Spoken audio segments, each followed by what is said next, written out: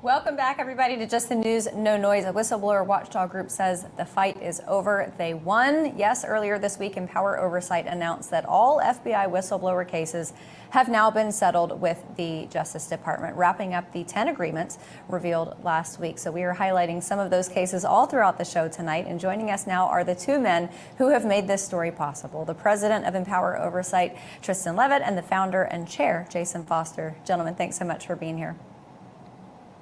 Thanks for having us. Absolutely. Tristan, I want to start with you because something you said to me the other day when we talked about these settlements, I actually stewed about and was worried about, because you referred to Senator Chuck Grassley as the godfather of whistleblowers, which I agree.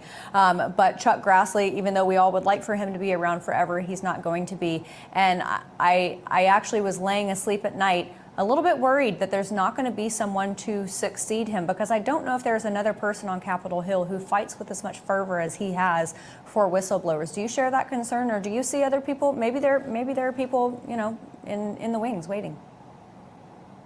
Well, I would love to talk to them. I would be delighted, and you know, certainly there are a lot of individuals in Congress who at various times surrounding specific whistleblowers have gotten involved there, and we appreciate that. But you know, your concern is one that I've worried about for a decade, and that's why when I worked for Senator Grassley, I proposed a whistleblower protection caucus. And that said, there has not really been anyone that stepped up in the policy, or again, that I think a lot of people just kind of take for granted that he is there and he will take care of it. So this is, you know, I think it's definitely important not to take that for granted. But yeah, I don't know who the next successor on these issues will be. I hope someone steps up because it's a critical area. Yeah, that it is. Well, the good news is the last time I interviewed him, he told me he was planning to work until he was 120, and he's still working on the farm at more than age 90. So maybe he's got a long-term plan set. His corn videos are great. Exactly. The corn videos are great. His jogging videos are great. He's something special. Jason, I want to turn to you. You worked for that man for a long time. All right, so we got 10 whistleblowers in the last couple of weeks kind of rectified at the FBI, but your organization represents so many people from so many different agencies. We've chronicled good stuff about VA and IRS. Can you give us a little bit of a sense and scope of just how many people are coming out of the woodwork now to report wrongdoing and try to fix the things in this country? Well, nothing succeeds like success, right? So yes, we've actually kind of been overwhelmed in the last few days after the announcement came out.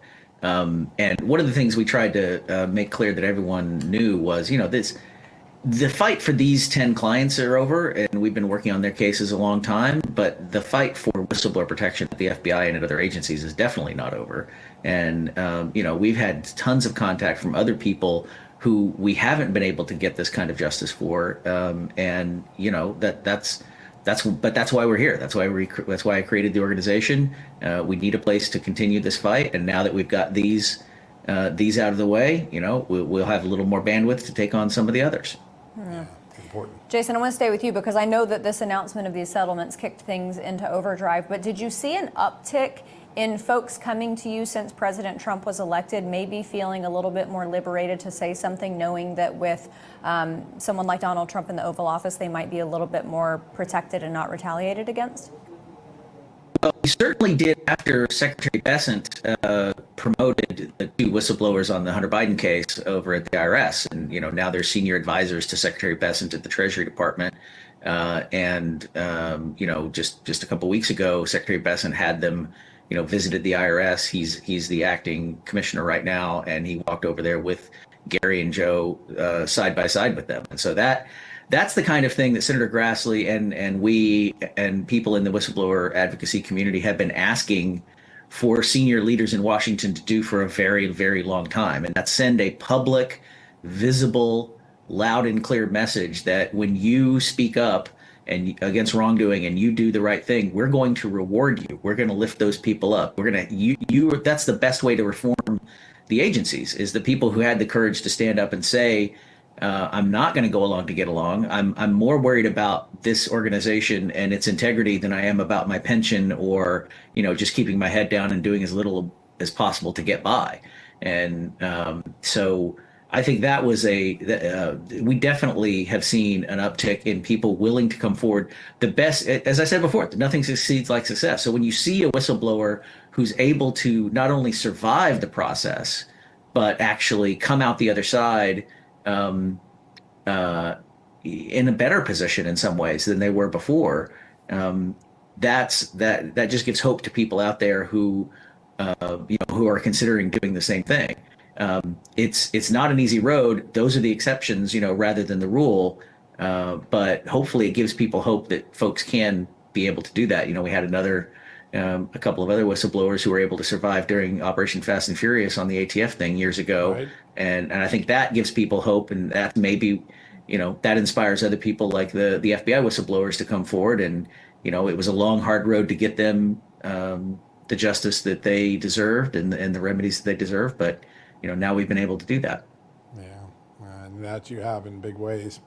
Tristan, I want to ask a question because when I first started covering whistleblowers 20, 30, 40 years ago, there was a common practice. You'd get fired, you'd contest it, the whistleblower law would apply to you and you'd win. But the FBI got, I think, more cunning over the years, and now they have these different processes. One of them is, oh, we won't fire you, which takes away a lot of your employment actions. Well, just take away your security clearance and put you in limbo because you don't have a security clearance. We don't want to pay you because you're not any use to us. Talk about how the security clearance process became a weaponized retaliation tool against the whistleblowers.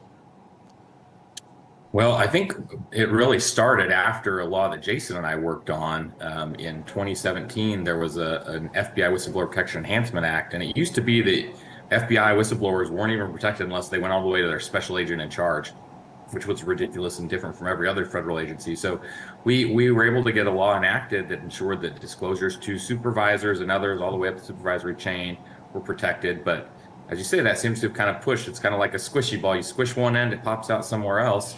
And so they turned to using security clearances. And to your point about not being able to do any work, you're no use to us without a clearance, anyone that stops and thinks about that knows that that shouldn't be true, because the vast majority of FBI personnel are not working on classified matters, right? That's right.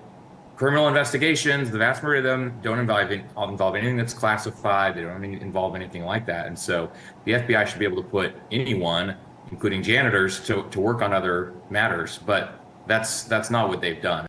Use this trying to wait it out because they hold all the cards. And so if they will just keep someone in limbo without pay, without, a person in that situation has to get approval to even seek another job. And in so many of our client circumstances, they wouldn't get that approval. The Bureau wouldn't grant it. And so without a job, without any pay coming in, eventually people give up. And that's, I think, what the Bureau in the past wanted. And so, and of course, then they also are limited in being able to go to another job, because security clearance really is useful in being able to apply for other things. If the FBI has sent the message that you are, potentially a traitor or disloyal to the United States by taking away your clearance, that almost guarantees no other federal agency is going to hire you. So again, the Bureau, in holding all the cards, has really put that to its advantage. They weaponized it against its employees, and that's one of the things that we want to see further reforms on to ensure it doesn't happen in the future. Yeah. And we talk about it all the time. Process is the punishment, and I know that Steve was. Friend said it. That was the first time he said it was on our show, or at least Yeah. the first time I ever heard it was on this show. And then it's been said at least a couple dozen times since then. Tristan, I want to stay with you and just kind of hit on something that you mentioned a moment ago, because the timeline of this, I know that the wheels of government move very slowly, and we did see that with these cases, but it also seems like it sped up at the very end. Once Kash Patel was brought in and made aware, and once the Department of Justice, this Department of Justice got involved, that timeline sped up a lot, didn't it? It did. I mean, certainly these are all individuals that we were fighting for, the vast majority of them, during the Biden administration, in some cases for years. So yeah, to be still here in the first couple of quarters of this year, and being able to see this progress about 6 months after Kash got in is something we're happy about. Again, the prior administration, even though Senator Grassley went to as if there was any bad press generated on them. That's right. That's not how you want to conduct business, but if that's the way you've got to get things moving at the organization, then it's like, okay, we'll air out the grievance, it'll look really bad for the Bureau, and then they'll respond. And time again throughout the 3 years, anytime my case generated essentially bad press for them, there was some kind of movement or back and forth with the organization afterwards. Yeah. So Marcus, over the years, 3 decades of covering whistleblowers, I actually looked at this the other day, about 40 whistleblowers that I've worked with over the last 30 years, many of them around Jason Foster, Senator Grassley, people like that. All of them get through the stress in a very different way. I know some that turn to alcohol. I know some that just turn to athletics. I know some that turn to their family.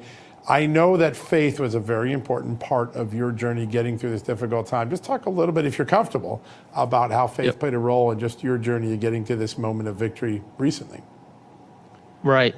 Yeah. So, I mean, just scriptural reading every day. I went through the whole Bible during this whole time, going to Mass frequently, penance, reconciliation, time and adoration with the Blessed Sacrament, reading the scripture. There was a little book called Uniformity with God's Will by St. Alphonsus Liguori that was very helpful throughout this whole time.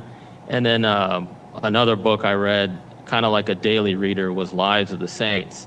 And I just kind of went through there, and you saw these ordeals that these holy men and women went through for standing up for their faith, standing up for righteousness. And they were seemingly ordinary people, but they were doing Christ-like things, or almost Herculean things in some cases. And it just kind of really fortified for me that, sometimes God puts you through trials, and it's to improve you, it's for your betterment, but it's also for a greater good.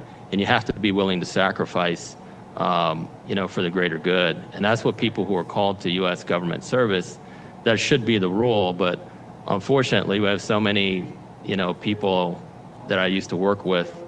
They know things are wrong, but they just put their heads down and they just go along to get along. And that seems to be the status quo.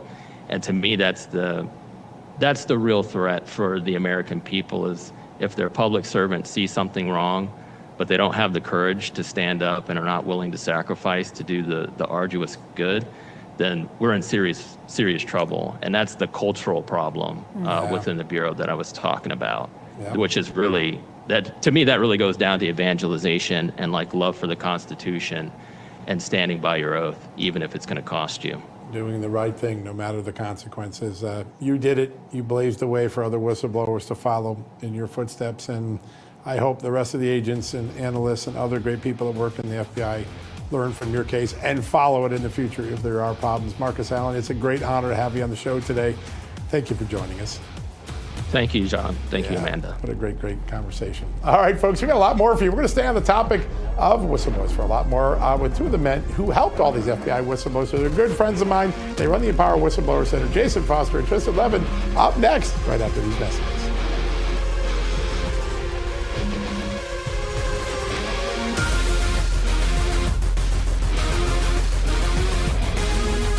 Hey folks, I don't know how anyone can get a restful night of sleep with a CPAP mask strapped to their face all night. Even without it, breathing is disrupted, and we all know how important a restful night of sleep is for our health. If you snore now, you're at a heightened risk of requiring a CPAP machine later in life. So now is the time to stop snoring.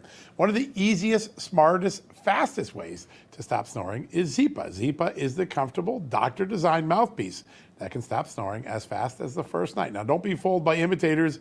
Zyppah was proven in a 600-patient clinical trial and has over 500,000 units sold. Look, this may be your last best chance to solve your snoring problem or face having to wear a CPAP mask for the rest of your life. Zyppah, that's Happy Z spelled backward. Get 20% off and free shipping with the promo code SNORE at Zyppah.com. That's ZYPPAH.com. And use the promo code SNORE. Again, one more time. That's promo code SNORE at Zyppah, ZYPPAH.com.